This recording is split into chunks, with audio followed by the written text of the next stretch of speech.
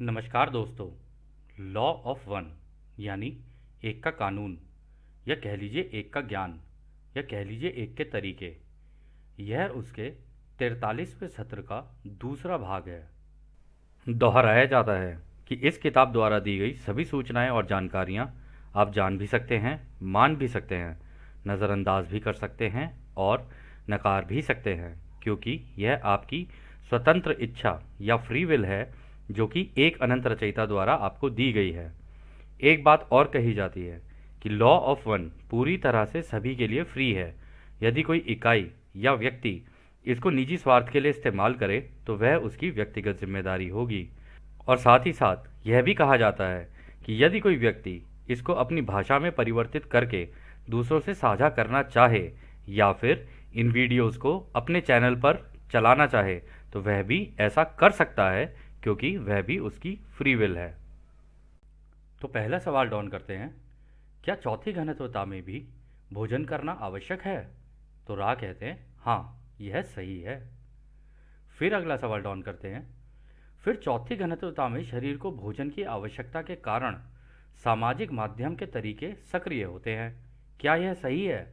तो दोस्तों यहाँ पर जो डॉन ने सवाल किया ना, उन्होंने कहा क्योंकि अगर वहाँ पर चौथी घनत्वता में भी अगर खाने की आवश्यकता है, हमें भोजन करने की आवश्यकता है, तो इसका मतलब वहाँ पर भी ये जो भोजन है वो सामाजिक कारण होगा, मतलब सामाजिक माध्यम लगेगा ये।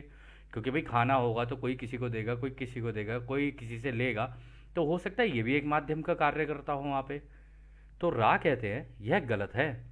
चौथी घनत्वता सेवा करने की इच्छा रखती है और खाना बनाने का तरीका अत्यंत सरल होता है, क्योंकि वहाँ इकाइयों के बीच जुड़ाव ज़्यादा होता है और खाद्य पदार्थ जिंदा होते हैं।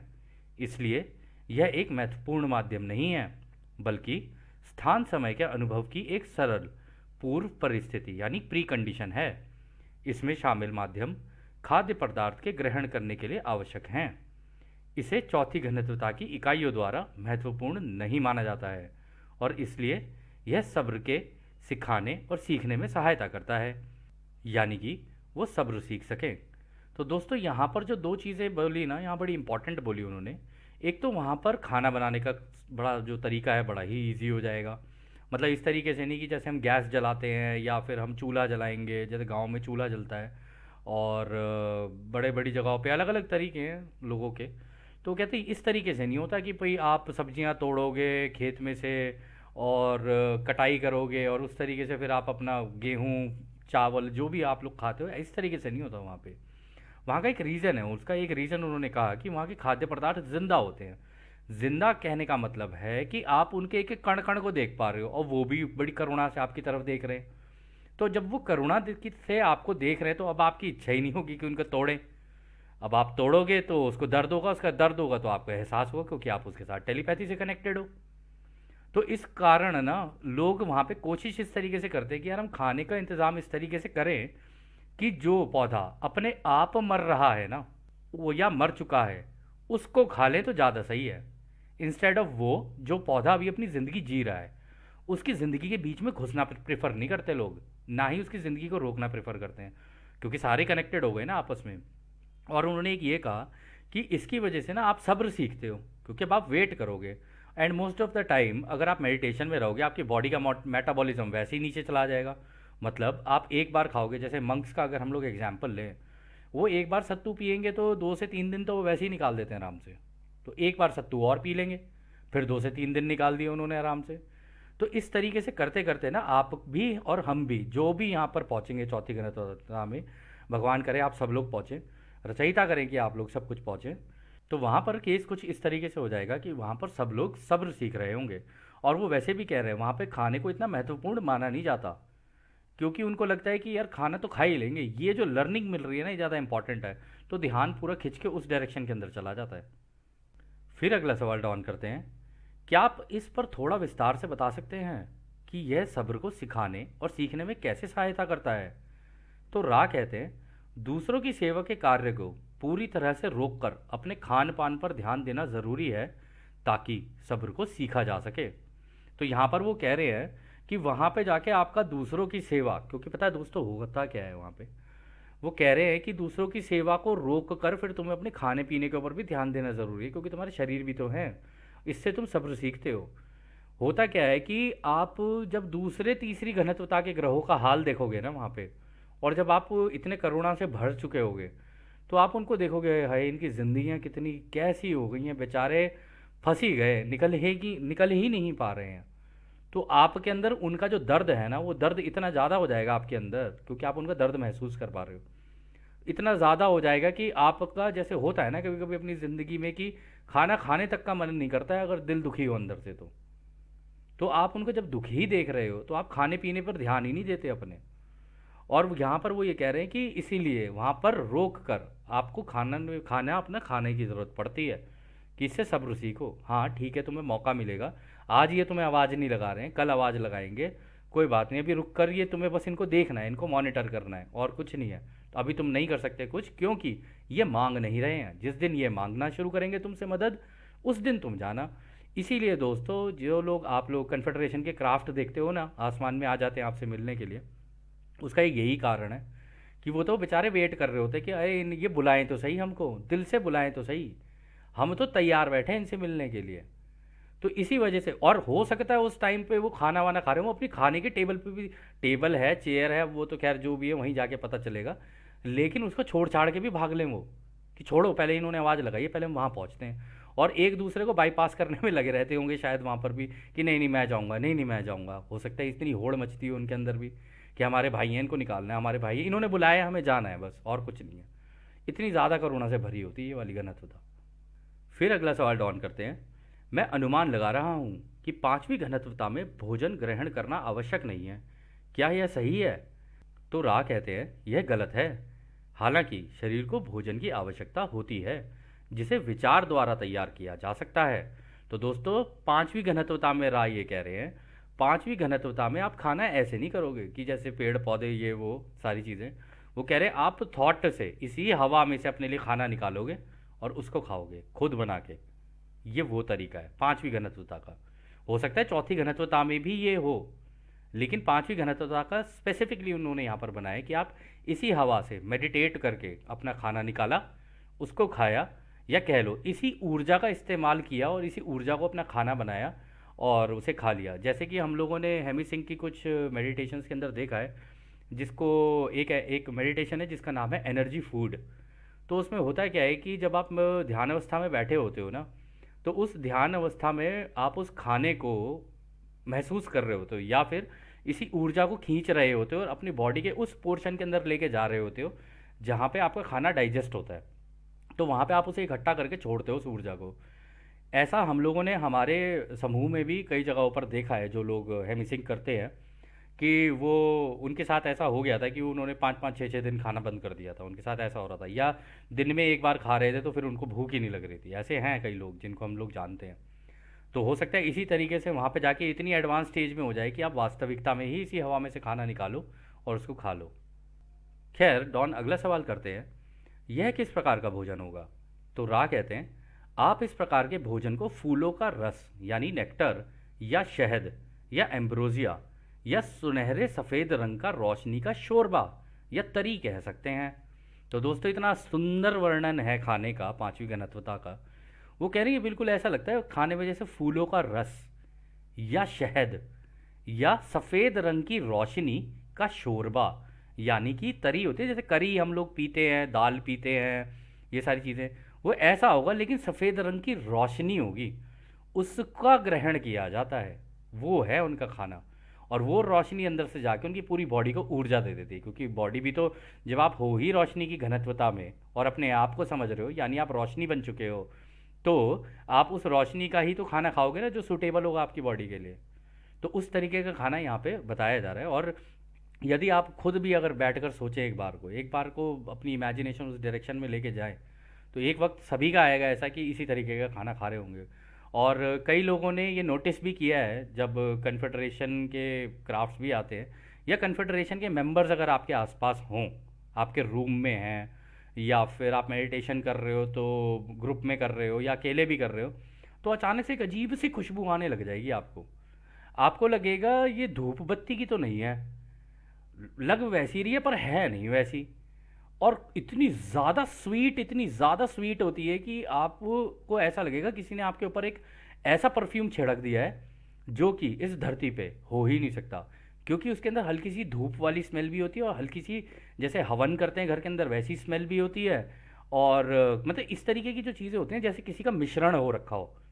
तो इस वजह से कई लोगों को इस तरीके के अनुभव हो जाते हैं जब वो मेडिटेशन में बैठे होते हैं कि कन्फेडरेशन के मेंबर्स उनको ना छूते हुए निकल जाते हैं। और जब वो छूते हुए निकलते हैं तो एक खुशबू आ जाती है उनको। तो जब भी ऐसा हो और आप मेडिटेशन की अवस्था में बैठे हो या ध्यान अवस्था में बैठे हो, तो उस टाइम पर होता क्या है ना, अगर आपको, जैसे अब तो आपको पता है ना ये, तो चेहरे पे ना मुस्कान आ जाती है मेडिटेशन में ही बैठे बैठे कि ये मेरे भाई बहन मुझे टच करके गए हैं। और कन्फेडरेशन ना ऐसे करती है, मतलब कि आपको मेडिटेशन में थोड़ा सा प्रेम देने के लिए, उनका ये प्रेम देने का तरीका होता है।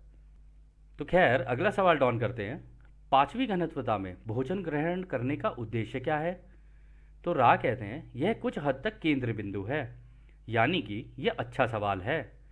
स्थान समय का उद्देश्य है माध्यमों के कार्य को बढ़ाना जो कि उस घनत्वता के लिए उपयुक्त हो। स्थान समय के अस्तित्व में शरीर के लिए कुछ रूप में पूर्व परिस्थितियां प्री कंडीशन होती हैं। इस तरह ये ज़रूरी है कि शरीर को किसी तरह से ईंधन दिया जाना चाहिए। तो वो कह रहे हैं कि हाँ, ये बात तुम्हारी सही है कि पांचवी घनत्वता में भी खाने की ज़रूरत क्यों पड़ती है। ये अच्छा सवाल है तुम्हारा और ये बड़ा सेंट्रल क्वेश्चन है। वो कह रहे हैं कि देखो, जिस भी जगह पर तुम रहोगे ना, तुम जिस भी ग्रह पर रहोगे, कह रहे वहाँ पे जो तुम्हारी ज़िंदगी में माध्यम लग रहे होते हैं ना सीखने के लिए, यानी जो जो सिचुएशंस, घटनाएं या कह लो परिस्थितियाँ तुम्हारी ज़िंदगियों में आ रही होती है ना, वो माध्यमों का कार्य करती हैं। और उन माध्यमों से डील करने के लिए ना तुम्हें कंटिन्यूअस ऊर्जा की ज़रूरत होती है। और उस ऊर्जा को बनाए रखने के लिए ना आपको जो जिस तरीके का शरीर दिया है वो एक प्री कंडीशन होती है कि हाँ भाई, इस घनत्वता में इसी तरीके का शरीर होगा। उसको मेंटेन करने के लिए आपको इस तरीके के ईंधन की ज़रूरत होती है, इसलिए खाने की ज़रूरत होती है। अदरवाइज तो देखा जाए तो जैसे मंक्स वगैरह होते हैं वो कम खाना खाते हैं, है ना। आप लोग भी जो ध्यान अवस्था में जो जाते होगे, आप लोगों को भी धीरे धीरे लगता होगा कि यार भूख मर रही है, मेरी भूख मर रही है। वो इस वजह से मर रही है क्योंकि अब बॉडी जो है ना इसी स्पेस में से ऊर्जाएं खींचनी शुरू कर रही है, या कह लो आपके ऑर्गन्स जो अंदर के हैं वो इसी स्पेस टाइम से उनको खींचने की कोशिश कर रही है।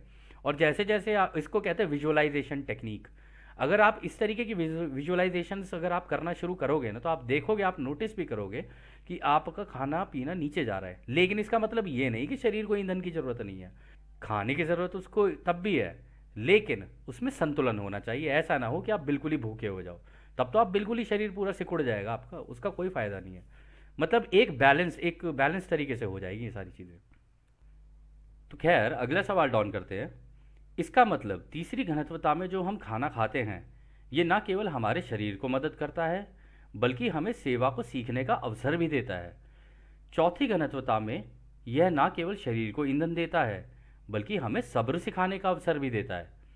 पांचवी घनत्वता में यह शरीर को ईंधन देता है, लेकिन यह क्या सिखाता है? तो यानी बड़ा अच्छा सवाल हो गया। तीसरी घनत्वता में हमारे जो माध्यम लग रहे होते हैं ताकि हम दूसरों की सेवा का रास्ता या खुद की सेवा का रास्ता चुन लें, कोई एक रास्ता, कह रहे ये उसका अवसर देता है खाना जो है यहाँ पर। चौथी घनत्वता में ये हमें सब्र सिखाने का देता है, ठीक है, जो अभी हम लोगों ने अभी डिस्कस किया। पांचवी घनत्वता में उन्होंने पूछा कि फिर पांचवी घनत्वता में खाने का क्या रोल है, वहाँ क्या सिखाता है ये? तो रा कहते हैं पांचवी घनत्वता में आराम है, क्योंकि एक जैसी सोच वाले इस शोरबे यानी ब्रॉथ को शेयर करने के लिए इकट्ठा होते हैं। इस प्रकार शारीरिक गतिविधि करते हुए दिलों और हाथों को जोड़ते हैं और रोशनी और ज्ञान में एक हो जाते हैं। इस प्रकार इस घनत्वता में यह सीखने के लिए माध्यम के बजाय एक राहत, आराम यानी सॉलेस बन जाता है। तो दोस्तों, इस जवाब को समझने के लिए ना आपको थोड़ा सा इमेजिनेशन करना पड़ेगा इस केस में। होता क्या है, आप एक बार इमेजिन करके देखिए अपने आप को कि आप एक रूम में हो जो पूरा रोशनी का भरा हुआ है। पूरा रूम की दीवार भी रोशनी की है, ज़मीन भी रोशनी की है, पड़ पड़ उसके आपको नज़र आ रहे हैं रोशनी के। और आप जिस टेबल कुर्सी जिस पे भी बैठे हुए हो आप, वो सारी चीज़ें, या हो सकता है धरती पे भी बैठे हुए हो आप, जैसे आलती पालती लगा के बैठ जाते हैं ना, वैसे आप वैसे बैठे हुए हो। और सारी चीज़ों में आपको मतलब रोशनी की बनी हुई, आपके शरीर भी रोशनी के बने हुए हैं। और वो जो खाना है आपका वो भी इसी ऊर्जा से, इन्हीं रोशनी से बना हुआ है। और जो खाना है ना, वो सेंट्रल टेबल में एक रोशनी के कटोरे में एक रोशनी की तरह है वो। अब क्योंकि आपके पास ये एबिलिटी है उस खाना खाने की, तो जब आप बैठे हो ना, एक दूसरे के साथ आपने हाथ बांध रखे हैं, और एक रोशनी है जो आपके दिलों को भी कनेक्ट करती हुई जा रही है। ठीक है, क्योंकि जैसे ही आप वहाँ मिलोगे, अब मर्जिंग हो जाएगी सबकी, तो दिलों को कनेक्ट करते हुए जा रही है। और वो जो खाना है ना, उस ब्रॉथ के, जो ब्रॉथ है, वो जो शोरबा है, उस बड़े से कटोरे में जो रखा हुआ है, या कह लो बड़े से थाल के अंदर जो रखा हुआ है, वो हवा में उठेगा। हवा में उठ के सबके मुंह के अंदर जाएगा, एक ही जगह से सारे खा रहे हैं। कहने का मतलब है, ये देख, अगर मतलब इमेजिन करने के लिए तो ये बहुत ही एक सुंदर चीज़ है। क्योंकि ये अगर आप ध्यान अवस्था में जाके एक बार इसको करके देखेंगे ना, तो आपको पता चलेगा कि ये कितना सुंदर अनुभव है। इस अनुभव को अगर आप करना चाहें विजुअलाइजेशन में जाके, तो ये कुछ इस तरीके से। तो पूरे जितने भी लोग होते हैं पांचवी घनत्वता में, रा ने कहा ना यहाँ पे कि वे रोशनी और ज्ञान में एक हो जाते हैं। यानी कि खाना भी होगा ना, तो उसका भी बिल्कुल खाने के बाद कैसा है, क्या है, वो सारी चीज़ें वो आपस में उसको भी डिस्कस करते हैं कि कितना सुंदर था, कितना टेस्टी था, इसका ये वाला हिस्सा बहुत अच्छा था, वो वाला हिस्सा बहुत अच्छा था। तो ऐसे करते करते करते होता है ना, एक कंसेंसस बन जाता है ग्रुप के अंदर। अब वो कंसेंसस यानी एक एकजुटता बन जाती है उस ग्रुप के अंदर। तो उसकी वजह से और प्रेम और ज्ञान और रोशनी आनी शुरू हो जाती है उनके अंदर। तो खैर, अगला सवाल फिर डॉन करते हैं। मैं केवल यह पता लगाने की कोशिश कर रहा हूँ कि खाने के माध्यम का विकास क्रम से क्या है। जैसा कि आपने कहा, ये पांचवी घनत्वता में बदल जाता है। मैं ये भी पूछना चाहता हूँ कि छठी घनत्वता में भी भोजन ग्रहण करने की आवश्यकता होती है। तो दोस्तों, यहाँ पर डॉन का जो सवाल था वो ये था कि ठीक है, मैं अब कुछ समझने की कोशिश कर रहा हूँ यहाँ पे कि ये जो इवोल्यूशन होता है, ये जो विकास क्रम होता है, ये कैसे होता है। मतलब चौथी घनत्वता का आपने बताया, पांचवी का बताया, अब आप मुझे ये बताइए कि छठी घनत्वता में खाने का क्या रोल है। क्या वहाँ पर भी खाया जाता है? यानी कि आप तो सूर्यवंशी हो, आप तो अंदर बैठे हो सूरज के अंदर, तो आप लोगों का खाना क्या है, आप क्या हमें वो बता सकते हैं? तो रा कहते हैं यह सही है। हालांकि उनके भोजन की प्रकृति रोशनी की होती है, और आपके सवाल के जोर यानी थ्रस्ट को देखते हुए किसी भी अर्थपूर्ण तरीकों से इसे समझा पाना असंभव है। तो दोस्तों, पता है उन्होंने असंभव क्यों बोला? उन्होंने इसलिए बोला कि चलो ठीक है, वहाँ तो तुमने देख लिया, वहाँ तो तुम इमेजिन कर सकते हो कि भाई हम लोगों ने उस कटोरे के अंदर से खाना खाया रोशनी का। ठीक है, हमारे दिल भी कनेक्टेड है, और हमारे दिमाग तो खैर है ही कनेक्टेड। लेकिन ये जो सूरज के अंदर होते हैं, हम तो प्योर रोशनी बन चुके हैं अब, प्योर बिल्कुल एकदम कड़कण बन चुके हैं अब हम। और अब हम आपस में एक दूसरे से टकरा रहे हैं। तो जब हम एक दूसरे से टकरा रहे हैं, एक दूसरे से घुल मिल रहे हैं, तो उसी से ही हमारे एक दूसरे के टकराव से ही खाना भी बन जाता है, और उसी खाने को हम लोग खा लेते हैं, क्योंकि वो भी रोशनी का, हम भी रोशनी के, हमसे ही निकला है और हमारे अंदर ही जा रहा है। तो वहां पर कोई भी तरीके का लॉस नहीं है। हालांकि यहाँ पे रा ने कहा कि हम अर्थपूर्ण तरीके से तो तुम्हें नहीं समझा सकते। अर्थपूर्ण तरीके से वो इसलिए नहीं समझा सकते क्योंकि आप इसके अंदर अर्थ ढूंढोगे। अब रोशनी के दो बींग्स, या कह लो रोशनी का समूह आपस में घुल मिल रहा है, उसके आप ऐसे सोच लो ना, जैसे मान लो अगर आप, आपके पास, जैसे हम लोग चूल्हे के अंदर लकड़ी जला देते हैं, दो लकड़ी उसमें से बाहर निकालो, उनको आपस में टच करो, मतलब उनको बस टक्कर मारो, तो आप देखोगे उनके अंदर से छुट छुट छुट छुट करके एकदम से वो निकलेंगी। मतलब जो वो होती हैं आग के छोटे छोटे से गोले होते हैं, वो निकलेंगे, मतलब जो छोटी छोटी सी होती हैं वो निकलती है लाल लाल रंग की, लेकिन फिर वो हवा में घुल जाती हैं। लेकिन वहाँ पर ऐसे नहीं होता, वो आपके टक्कर लगेगी, या कह लो आपस में एक दूसरे को टच करेंगे, और उसी से ही वो ऊर्जा निकलेगी, और उसी ऊर्जा को वो खाने के रूप में भी खाते हैं। यही उनका खाना है। फिर अगला सवाल डाउन करते हैं। इस ग्रह पर चौथी घनत्वता में जब हम पूरी तरह से चौथी घनत्वता में परिवर्तित हो जाएंगे और कटाई पूरी हो जाएगी, तब चौथी घनत्वता के लोग इस ग्रह की सतह पर जन्म लेंगे, जैसा कि हम जानते हैं। इसी खास सतह पर क्या यह सही है? तो डॉन ने अच्छा सवाल किया। तो क्या उन्होंने पूछा, जब चौथी घनत्वता में पूरी तरीके से चला जाएगा ये ग्रह, यानी टोटली, हालांकि अभी हम लोगों ने कुछ रिसेंट को के सेशंस भी देखे हैं, उसमें उन्होंने बताया कि ये चौथी घनत्वता अभी अदृश्य है, तुम्हें दिखेगी नहीं, लेकिन अगर आप अपने आसमानों में और इधर उधर देखना शुरू करोगे तो आपको पता चलेगा कि हाँ, चेंजेस हो रहे हैं। वो इसलिए हो रहे हैं क्योंकि वो अदृश्य थी, अब दृश्यता में आ रही है। और वो इसलिए कह रहे थे को सेशंस के अंदर भी कि वो आ चुकी है, बस अब तो तुम्हें लेनी है। अगर तुम मेडिटेशन करके और सारे मिलके मांगोगे ना, तो ये और तेज़ी से आ जाएगी तुम्हारे पास।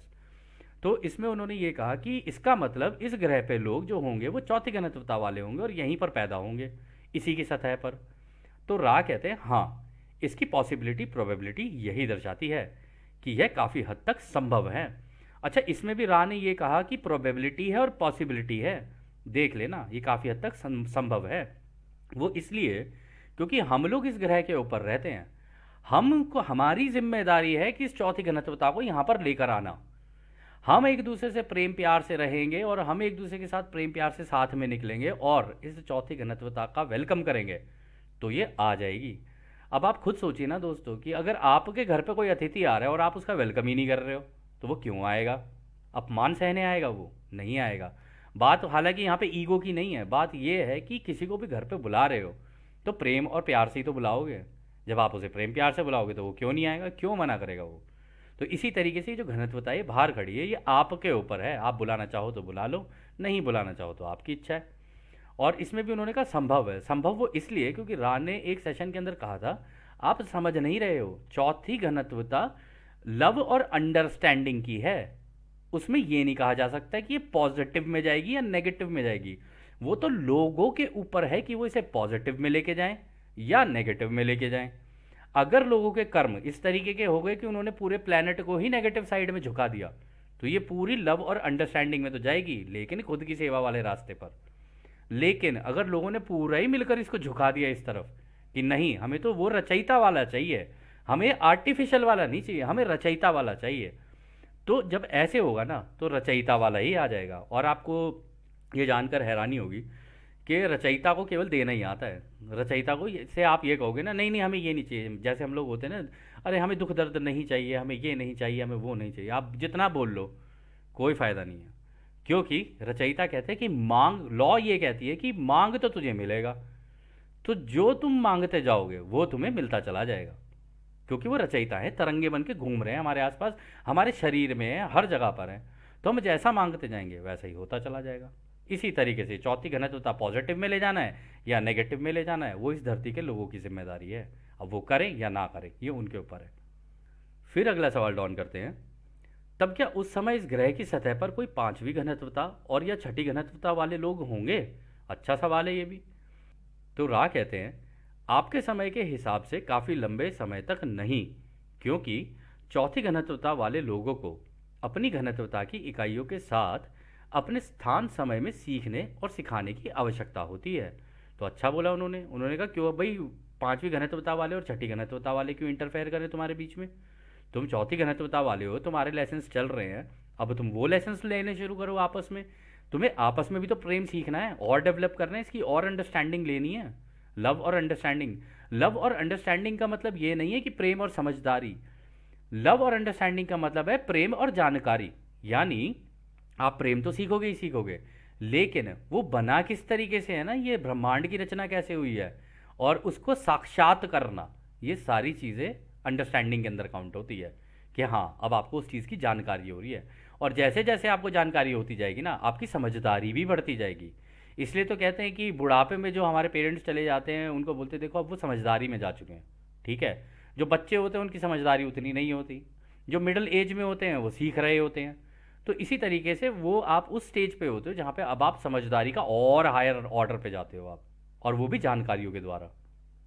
तो खैर अगला सवाल डाउन करते हैं, तब मूल रूप से आप यह कहना चाह रहे हैं कि पांचवी घनत्वता या छठी घनत्वता की इकाइयों द्वारा उस बिंदु पर सिखाना चौथी घनत्वता की नई इकाइयों को ठीक से समझ नहीं आ सकता है। अच्छा सवाल है। उन्होंने कहा तो इसका मतलब अगर पांचवी घनत्वता के लेवल की पढ़ाई और छठी घनत्वता के लेवल की जो नॉलेज है, अगर या कह लो विजडम है, अगर वो चौथी घनत्वता वालों को दी जाएगी तो इसका मतलब उन्हें समझ नहीं आएगी। तो रा कहते हैं क्या आप इस बिंदु पर हमसे सवाल पूछना चाहते हैं? तो डॉन कहते हैं मुझे लगता है कि मैंने इसे सही से नहीं कहा है। क्या यह सच है कि चौथी घनत्वता में नई चौथी घनत्वता वाले लोगों को अपनी सोच को विकसित करने की आवश्यकता है और उस बिंदु तक पहुंचना है जहां पांचवी घनत्वता के सबक उनके लिए मूल्यवान होंगे? ये भी अच्छे तरीके से उन्होंने रखा फिर इसी सवाल को। उन्होंने कहा अच्छा तो फिर मैं ऐसे पूछता हूँ, जब हम चौथी घनत्वता में होंगे तो हमें अपनी सोच उस लेवल तक लेके जानी पड़ेगी, विकसित करनी पड़ेगी, ताकि पांचवी घनत्वता का द्वार हमारे लिए खुले और उस तरीके की नॉलेज के लायक हो जाएं हम, या उस तरीके की विजडम के लायक हो जाएं हम। और तब ही वो द्वार खुलेगा और तभी जाके वो मूल्यवान बनेंगे हमारे लिए और तब जाके हम उनको सीख पाएंगे। तो राह कहते हैं, हम आपके सवाल का जोर समझते हैं। हालांकि यह सत्य है कि जैसे जैसे चौथी घनत्वता के लोग आगे बढ़ते हैं, उन्हें ज़्यादा से ज़्यादा अन्य घनत्वता के सबक की आवश्यकता होती है। यह भी सत्य है कि जिस प्रकार हम आपके बुलाने के कारण आपसे बात कर रहे हैं, उसी प्रकार बुलाई गई जानकारी हमेशा उपलब्ध रहती है। यह सरल है कि पांचवी घनत्वता वाले लोग ग्रहों की सतह पर तब तक नहीं रह सकते हैं जब तक कि ग्रह की कंपनता पांचवी घनत्वता के स्तर तक नहीं पहुंच जाती है। तो यहाँ पर भी उन्होंने ये कहा, उन्होंने कहा देखो चौथी घनत्वता में भी सपोर्ट की ज़रूरत तो पड़ती ही है। जैसे अभी रा ने हमें लॉ ऑफ वन का सपोर्ट दिया एक तरीके से, उन्होंने अपनी सेवा दी। आप लोग लॉ ऑफ वन सीख रहे हो सकता है कि आप भी दूसरों को अपनी सेवा के तरीके से इसको दे रहे हो, क्योंकि जानकारी ही तो दे सकते हो ना आप। अब करना नहीं करना वो तो सामने वाले के ऊपर है, या उस दिशा को चूज करे या दूसरी दिशा को चूज करे, वो भी उसी के ऊपर ही है। तो रा ने तो अपने एंड से जो दे सकते थे उन्होंने दिया। उन्होंने कहा कि देखो ज़रूरत तो वहाँ पर भी पड़ती है। अगर आप चौथी घनत्वता में हो तो आपको पांचवी और छठी घनत्वता की जानकारी की ज़रूरत पड़ेगी, लेकिन वो तब ही हो सकता है कि जब आप वहाँ रह के हमको बुलाओ, यानी कि फ्री विल का इस्तेमाल करो। जब आप बुलाओगे, उस जानकारी को मांगोगे, तो हम वो आपको वो जानकारियाँ देंगे। फिर वो कहते हैं हाँ, लेकिन इसके अंदर एक और वो है ट्रिकी सिचुएशन कि जब तक कंपनता ही पूरे ग्रह की पांचवी घनत्वता की नहीं हो जाएगी ना, तब तक हम आपके घनत्वता के स्तर पे चल नहीं सकते हैं। जैसे आप सोच रहे हो ना कि हम आप लोगों के बीच में आके रहने लग जाएं, घुलने मिलने लग जाएं, कह रहे वो बड़ा मुश्किल हो जाएगा। और आपको याद होगा दोस्तों, एक सत्र में रा ने कहा था कि ये जो हायर डेंसिटी होती है ना, इन्हें लोअर डेंसिटी में आने में प्रॉब्लम भी होती है। ऐसी बात नहीं है कि ऐसे निकल के आ जाते हैं तो इनके लिए दिक्कत नहीं होती होगी, इनको भी दिक्कत होती है यहाँ पर आने में। वो कहते हैं कि अगर हम लोग यहाँ पर आते हैं तो हमें अपनी घनत्वता में शिफ्ट होने में प्रॉब्लम होती है फिर वापस जाने में, क्योंकि वो मिक्स एंड मैच चल रहा होता है। इसीलिए जो कन्फेडरेशन के मेंबर्स होते हैं वो क्या करते हैं, वो अपनी घनत्वता में बैठे बैठे या अपने क्राफ्ट्स में बैठे बैठे अपनी इमेज को, जैसे हम प्रोजेक्ट कर देते हैं ना टीवी के ऊपर, या कह लो प्रोजेक्टर के द्वारा हम लोग चला देते हैं। आप हम पहले सिनेमा देखते थे ना, सिनेमा में पीछे प्रोजेक्टर चलता था और बड़े पर्दे की स्क्रीन पे वो मूवी चलती थी। इसी तरीके से वो वहाँ से बैठे बैठे अपने आप को यहाँ प्रोजेक्ट कर सकते हैं। इसी को प्रोजेक्शन बोलते हैं, होलोग्राफिक प्रोजेक्शन। तो यही है उनका जो तरीका जिससे वो प्रोजेक्ट कर सकते हैं और इस तरीके से आके आपको ज्ञान भी दे सकते हैं। खैर, अगला सवाल डॉन करते हैं।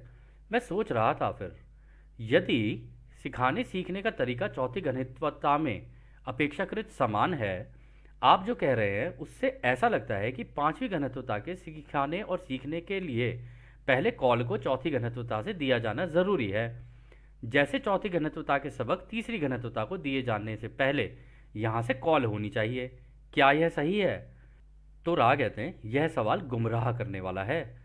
चौथी घनत्वता के अनुभव सशक्त रूप से तीसरी घनत्वता के अनुभव के समान नहीं है। हालांकि यह सही है कि कॉल करने का एक ही तरीका है जो स्वतंत्र इच्छा के साथ एक तरह से प्राप्त जानकारी को पूर्व निर्धारित करता है। आप इस कार्य पर एक और पूर्ण प्रश्न पूछ सकते हैं। तो दोस्तों, इस सवाल में जो उन्होंने जवाब दिया उन्होंने बिल्कुल सही कहा। उन्होंने कहा देखो, कॉलिंग तो जो नीचे की घनत्वता वाले हैं वो ही करेंगे, क्योंकि स्वतंत्र इच्छा का कानून लगा है। फ्री विल तो टॉप पे है, खुद रचयिता ने इसको सबसे टॉप पे रखा हुआ है, इसको तो वो भी नहीं तोड़ सकते। तो अगर आप मांगोगे तभी तो हम दे पाएंगे। ऐसे थोड़ी ना है कि हम बिन बुलाए मेहमान की तरह आपके घर पे आ जाएं, और बिन बुलाए मेहमान को तो हम पसंद नहीं करते। तो मतलब आप सोचो, रा को अगर वो और ये सारे लोग आ जाएं हमारे पास और बिना बुलाए आ जाएं, हो सकता है दिखने में हमसे अलग हों, बड़े हों, ऐसे हों, रोशनी के शरीर हों, कुछ पतले हों, कुछ छोटे हों, 3-3 फुट के हों, तो हम लोग तो उनको नहीं उस तरीके से ट्रीट करेंगे ना कि वो हमारे हमारे जैसे हैं। जब हम बुलाएंगे तभी तो एक एक्सेप्टेंस भी आएगी अंदर से। उसी कारण से ये फ्री विल इसी तरीके से काम करती है। खैर, अगला सवाल डॉन करते हैं। आपने कहा कि इच्छा शक्ति को मजबूत करने के लिए एकाग्रता यानी ध्यान सबसे महत्वपूर्ण है। क्या आप मुझे एकाग्रता के लिए निम्नलिखित सहायक तरीकों का महत्व बता सकते हैं? इन्हें मैंने सूचीबद्ध किया है। मौन यानी मेडिटेशन, तापमान नियंत्रण यानी टेम्परेचर कंट्रोल, शरीर का आराम यानी बॉडी रिलैक्सेशन, फैराडे पिंजरे यानी फैराडे केज के रूप में स्क्रीनिंग जो विद्युत चुंबकीय विकिरण यानी इलेक्ट्रोमैग्नेटिक रेडिएशन की जांच करती है, दृश्य प्रकाश स्क्रीनिंग विजिबल लाइट स्क्रीनिंग, और एक निरंतर गंध कांस्टेंट स्मेल जैसे ध्यान में आपकी एकाग्रता को मजबूत करने के लिए धूप का उपयोग किया जाता है। तो दोस्तों ये सारी चीज़ों का उन्होंने एक लिस्ट बना के डॉन ने दी उनको। डॉन ने कहा तो अच्छा, अपनी जो ये इच्छा शक्ति है, विल है, उसको स्ट्रांग करने के लिए, मेडिटेशन वगैरह करने के लिए मैंने एक लिस्ट बनाई है। क्या इन सारी चीज़ों की ज़रूरत होती है इसको करने के लिए? पहले में उन्होंने मेडिटेशन कह दिया, फिर उन्होंने कहा जो कमरा जिसके अंदर मैं करूँ उसमें टेम्परेचर का कंट्रोल होना चाहिए, ताकि ऐसा ना हो ज़रूरत से ज़्यादा गर्मी हो ना ज़रूरत से ज़्यादा ठंड हो, एक बॉडी टेम्परेचर हो। फिर उन्होंने कहा बॉडी रिलैक्सेशन, यानी शरीर बिल्कुल एकदम आराम अवस्था में हो। फिर उन्होंने बोला फैराडे केज। दोस्तों फैराडे केज जो होता है ना, वो इस तरीके का होता है कि वो जो बाहर की जितनी भी इलेक्ट्रोमैग्नेटिक रेडिएशंस आ रही होती है ना, उनको रोकने का काम करता है। लेकिन ये भी उतना कारगर साबित नहीं हो सकता, क्योंकि फैराडे केज भी तो किसी मटेरियल से ही बना होगा। वो रचयिता की आती हुई तरंगों को कैसे रोक लेगा? रोक ही नहीं सकता वो। ठीक है, फिर उसके बाद वो कहते हैं विजिबल लाइट स्क्रीनिंग, जैसे प्रिज्म के जैसी लाइट की स्क्रीनिंग होती है वो। फिर वो कहते हैं धूप बत्ती भी होनी चाहिए कंटिन्यूसली रूम के अंदर, ताकि एक कंटिन्यूस वो बना रहे, एक फोकस उस धूप के वजह से बना रहे। अदरवाइज मान लीजिए आप मेडिटेशन कर रहे हो और इधर से किसी की सीटी लग गई और उसमें से आ रही है आपको खुशबू, मतलब ओहो मज़ा आ रहा है, किसी के घर में लगता है आज राजमा बने हैं, लगता है किसी के यहाँ छोले बने हैं, तो दिमाग में ये छोले राजमा चल रहे हैं और यहाँ आप कर रहे हो मेडिटेशन। तो इस कारण एक कांस्टेंट स्मेल के लिए धूप बत्ती का भी इस्तेमाल किया जाए। तो ये सारी चीज़ें लिखकर डॉन ने उनसे पूछ ली। तो फिर आगे डॉन कहते हैं, दूसरे शब्दों में कहूँ, एक एकांत जैसी स्थिति आपने बताया है कि एक पिरामिड के कार्यों में से एक था। यानी कि वो कह रहे हैं कि अच्छा एक एकांत जैसी स्थिति होनी चाहिए जैसे कि पिरामिड के अंदर हुआ करता था उस जमाने में। तो राय इसका जवाब देते हैं, शरीर का मन और आत्मा की गतिविधियों की समानताओं के बारे में पहले चर्चा की जा चुकी है। आप इन उपयुक्त सभी सहायकों पर विचार कर सकते हैं जो उस चीज़ को बढ़ाने के लिए मददगार हैं। वास्तव में जो एकाग्रता में सहायता करता है वह इकाई की इच्छा शक्ति है। यह आपकी स्वतंत्र इच्छा है कि आप किस वस्तु या लक्ष्य पर फोकस करते हैं। तो दोस्तों रा ने कहा देखो इतनी सारी चीज़ों के अंदर ही अगर तुम पड़े रहोगे, जैसे कुछ लोग कहते हैं ना, क्या इसकी भी ज़रूरत है, क्या उसकी भी ज़रूरत है, क्या ये भी चाहिए, क्या वो भी चाहिए। आप यदि हमसे पूछें, हम सच बताएं, ये पढ़ने के बाद तो हमें तो किसी चीज़ की ज़रूरत ही नहीं पड़ती। कमर के पीछे एक लाइट होनी चाहिए, यानी एक धूप अपनी वो जला ली, क्या कहते हैं, दिया जला लिया, रूम के अंदर धूप बत्ती जला ली और रूम कर दिया पूरा लॉक, बस हो गया काम। कहीं से आवाज़ नहीं आनी चाहिए, बिल्कुल कंप्लीट साइलेंस होना चाहिए, अंधेरा होना चाहिए, यही तो चाहिए। इनफैक्ट कभी कभी तो लाइट भी नहीं होनी चाहिए, अंधेरे में अंदर जितना फोकस होगा उतना और अच्छा है, क्योंकि एक्चुअली में अंधेरा ही तो क्रिएटर का कैनवस है, इसी के ऊपर ही तो सारी चीज़ें बनाई हुई हैं उन्होंने। तो इस तरीके से किया जाए, सिंपली तरीके से, तो ज़्यादा सही है। इतनी ज़्यादा चीज़ों का अगर आप करोगे तो आपका ध्यान तो सारा उन्हीं चीज़ों में लगा रहेगा। यहाँ पर राने का है कि मेन चीज़ तो है तुम्हारी खुद की इच्छा शक्ति, तुम्हें किस चीज़ के ऊपर फोकस करना है, क्या करना है, ये तुम जानोगे। तुम्हारी स्वतंत्र इच्छा है, जो ठीक लगे वैसा कर लो। फिर अगला सवाल डॉन करते हैं, मैं वास्तव में यह जानने की कोशिश कर रहा था कि क्या हमारे ध्यान के लिए एक बेहतर स्थान का निर्माण करना बहुत महत्वपूर्ण होगा। यहाँ हमारे आसपास कई तरह की चीज़ें हैं जिनसे हमारा ध्यान भंग होता है, जिनका मैंने ऊपर उल्लेख किया है, और मुझे यह पता है कि हमारी पूर्ण स्वतंत्र इच्छा है कि हम इसका निर्माण करें या ना करें। लेकिन मैं केवल सिद्धांतों को समझने की कोशिश कर रहा था। उदाहरण के लिए फैराडे पिंजरा यानी फैराडे केज काफ़ी बड़ा निर्माण होगा, और मैं सोच रहा था कि क्या इसका कोई वास्तविक लाभ होगा। तो उन्होंने पूछ ही लिया, चलो ठीक है, आप, मैं समझ रहा हूँ कि आप कह रहे हो कि यार इतना तुम चीज़ों में फंसोगे तो तुम कैसे करोगे। तो फिर भी उन्होंने पूछ ही लिया कि क्या फैराडे केज का अगर मैं इस्तेमाल करूँ तो इससे हो सकता है क्या कुछ। तो राइस का जवाब देते हैं, आपकी इच्छा का उल्लंघन किए बिना हम यह महसूस कर रहे हैं कि हमें बताना चाहिए। फैराडे पिंजरा और आइसोलेशन टैंक एक गैजेट ही तो हैं। आप अपने आसपास के माहौल को जंगल की तरह रख सकते हैं। आप ऐसे वातावरण में ध्यान कर सकते हैं जहां आसपास ध्यान भंग करने वाली चीज़ें ना हों, और उस जगह को आप इसी काम के लिए इस्तेमाल करें तो बेहतर है, जहां आप और आपके सहयोगी सभी लक्ष्यों को अलग रखने में सहमत होते हैं और बस ध्यान के द्वारा अनंत रचयिता को जानने के लिए खोज करते हैं। गैजेटरी नहीं, बल्कि दूसरी घनत्वता के जीव जो कि पिता की रचना है, उन्हें प्रेम करें और दूसरों को भी प्रेम और प्रोत्साहित करिए। क्या इस कार्य को समाप्त होने से पहले कोई संक्षिप्त प्रश्न है?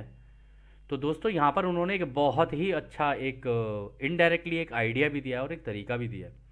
उन्होंने कहा देखो ये फेरेडे केज और ये जो आइसोलेशन टैंक जिसकी तुम बात कर रहे हो ना कि हाँ मैं दुनिया से अपने आप को काट के, जैसे हम लोग बचपन में करते थे ना, नहीं मुझे आईएएस ऑफिसर बनना है तो मैं ना दुनिया से काट लेता हूँ अपने आप को, तो मैं एक दिन आईएएस ऑफिसर बन जाता हूँ। तो लेकिन सारे तो बनते नहीं है, उसमें से कोई एक आदि होता है जो बन जाता है। तो राय यहाँ पर कह रहे हैं कि ये तो गैजेट है, तुम तो गैजेट के चक्कर में पड़ गए। तब उन्होंने कहा कि देखो तुम जंगल के जैसा वातावरण रख सकते हो, यानी पहाड़ों वहाड़ों में कहीं चले जाओ। फिर और तुम इन चीज़ों का भी ध्यान रख सकते हो कि भाई आसपास ऐसी चीज़ें ना हों जो तुम्हें डिस्ट्रैक्ट करें। ऐसी चीज़ें नहीं होनी चाहिए आसपास। मतलब ऐसा ना हो कि कोई बार बार आके तुम्हें तंग कर रहा है, कहीं से गाड़ियों की आवाज़ें आ रही हैं, कहीं से कुछ आ रहा है, कहीं से कुछ आ रहा है। एक बिल्कुल शांत सी जगह हो, चाहे वो तुम्हारे घर के अंदर ही क्यों ना हो, ऐसा होना चाहिए। और फिर वो कहते हैं और ये इस तरीके से होना चाहिए जहाँ पर तुम और तुम्हारे ये जो दोस्त हैं, यानी जिम, कार्ला और भी लोग वहाँ पर आते थे, कह रहे तो सारे के सारे एक जगह पे डिसाइड करके वहाँ पे ध्यान कर सकें।